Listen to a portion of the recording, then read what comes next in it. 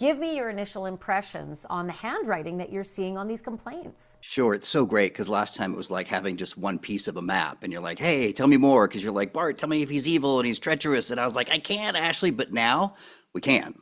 So we have like this weird, shy, anxious guy with low self-esteem and frustration, and he's got a trait called recalcitrant, which means he's stubborn and defiant like a child.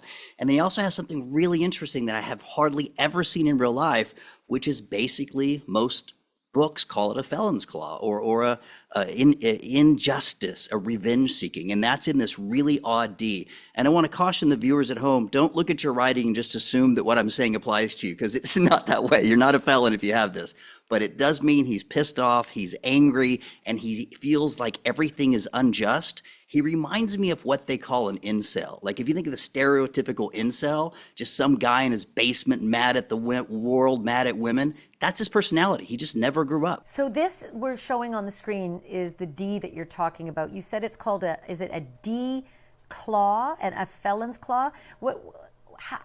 Give that to me a little more clearly. Like, what does that exactly mean when you've got that very unusual D?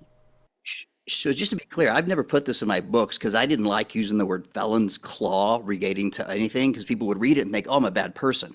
But it does mean that people have anger and unresolved resentment going into the past, and they need to get it out. So I think it's unfair to call someone a felon. In this case, obviously we can, but the average person is like, yeah, I'm mad at my brother, mad at my sister, and it's unresolved hate, and they tend to be revengeful. So here it is in the D. It appears in other letters in the Y's and G's and other handwriting, but I've always found that to be a little dangerous when I see it in people's handwriting.